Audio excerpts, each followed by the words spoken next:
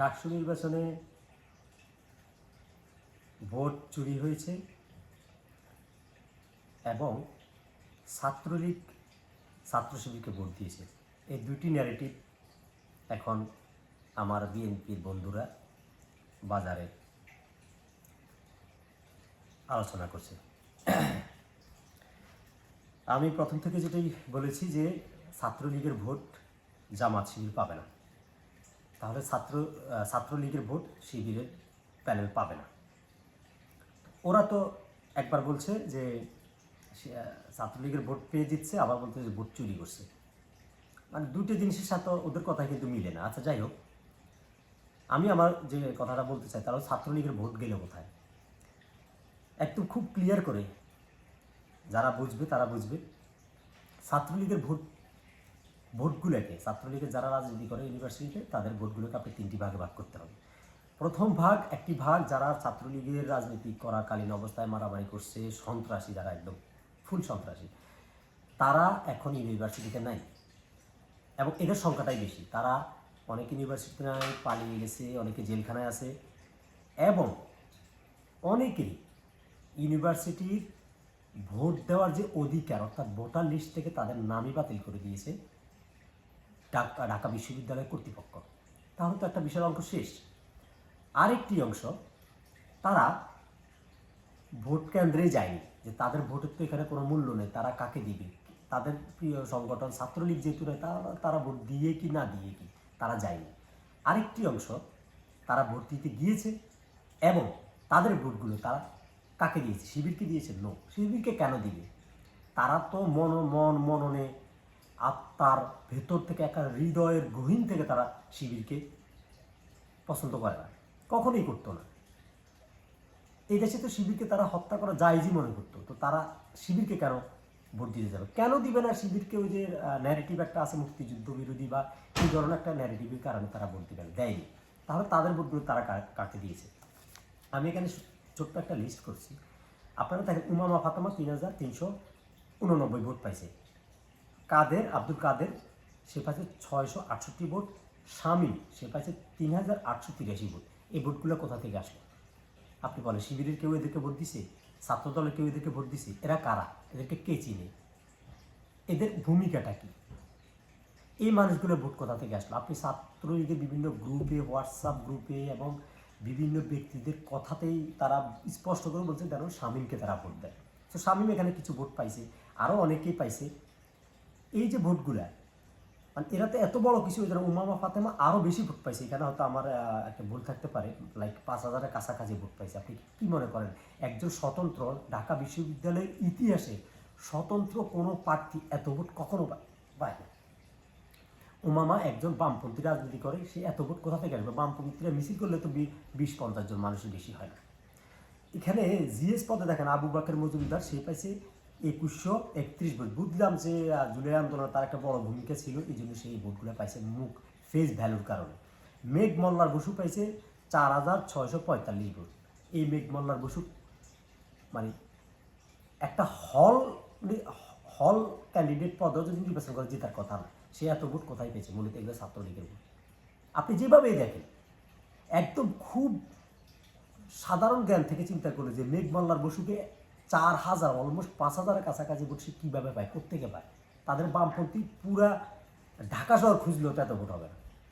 ঢাকা বিশ্ববিদ্যালয়ে সে এত ভোট পায় না। সো ছাত্রলীগের ভোটের ক্ষুদ্র একটি অংশ এদেরকে দিয়েছে। আর ছাত্রলীগের ভোট যে শিবির পায়নি, এটির সবচেয়ে বড় উদাহরণ হচ্ছে জগন্নাথ হল। আপনারা অবশ্যই জেনে থাকবেন, জগন্নাথ হলে কিন্তু কোনো মুসলিম ছাত্রছাত্রী থাকে না, ওখানে সম্পূর্ণ হিন্দু এবং বৌদ্ধ কিছু ছাত্রছাত্রী থাকে, প্লাস সব হিন্দু। এখন হিন্দু ভোটাররা শিবিরকে ভোট দিবে, এটা কি বিশ্বাস করা যায়? সো তারা দেয়নি। এটা হচ্ছে সম্পূর্ণ মানে প্রমাণ বহন করে যে যেহেতু জগন্নাথ হলের সাদিক কাইম মাত্র ১০ ভোট পাইছে, এহসান ফরহাদ মাত্র ৫ ভোট পাইছে, সেখানে আবিদে পাইছে ১২০০ ভোটের উপরে। তাহলে কি বুঝলেন যে আপনার ছাত্রলীগের ভোট ক্ষেত্র বিশেষে ছাত্রদল হয়তো কিছু পাইছে, কিন্তু শিবির কখনো পায়নি। আপনি এই যে হিন্দু ছাত্রছাত্রীরা এরা যে আওয়ামী লীগ করে, এটা কি প্রমাণ করার কোনো ব্যাপার আছে? আপনি পাড়া মহল্লার চিন্তা করেন তো, আওয়ামী লীগের চিন্তা ভাবনাটা কি, তারা ক্ষেত্র বিশেষে বিএনপিকে জড়াই ধরলো, কাছে টানলো, তারা শিবির দেখতেই পারে না। শিবিরকে পাইলেই তো আজকে খাইয়ে ফেলায়। তারা মনে করে এই জুলাই বিপ্লব শিবির সংগঠিত করছে, তারা মনে করে। আমি বলছি না যে এটা শিবিরই করছে, কিন্তু তারা মনে করে, তারা মনে মননে সারা জীবনে শিবিরকে অপছন্দ করে। আরেকটা বিষয় হচ্ছে, দেখেন, আবিদ 5,708 ভোট পাইছে। এই আবিদ, হামিম এবং মায়ের, আমি ব্যক্তিগতভাবে মনে করি ছাত্রদল সঠিক সিদ্ধান্ত নিয়েছে যে এই যখন 3 জন প্রার্থীকে তারা বাছাই করছে। এদের ব্যক্তি ইমেজ, এদের ফেস ভ্যালুর কারণে এই আবিদ ছেলেটা অত্যন্ত মেধাবী, প্লাস সে অত্যন্ত কথা বলতে পারে, ভালো কথা বলতে পারে, এবং তার জুলাইয়ের যে একটা বড় ভূমিকা, এটার কারণে সেই ভোটগুলো কাজ করতে পারছে। যদি তাদের জায়গায়, মানে আবিদের জায়গায় যদি ছাত্রদলের সভাপতি রকিবুল অথবা আপনার কী বলে এটা নাসির, এরা কেউ দাঁড়াতো নির্বাচন, তাহলে এই ভোটে অর্ধেক ওরা পেত না। সো এই ভোটে কারচুপির কথা বলছেন, যারা কারচুপির কথা বলে, এইসব লিঙ্ক পাঠান, এই ছবি টবি স্ক্রিনশট হাবিজাবি, বড় দাগে একটা কারচুপিরও কোনো প্রমাণ নেই। যেটি বড় দাগ, অমুকে বলছে তমুকে বলছে, এটা তো ছাত্র শিবিরও অভিযোগ করছে, ছাত্রদল কোন নির্বাচনে এরকম অভিযোগ আসে না। অভিযোগ থাকেই, যে জিতে সেই অভিযোগ করে, যে হারে সে তো সারা জীবনে অভিযোগ করে, এগুলো থাকবেই।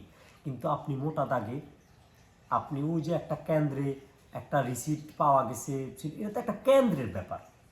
একটা কেন্দ্র দিয়ে তো আপনি পুরো ভার্সিটি ভোটের হিসাব করতে পারবেন না।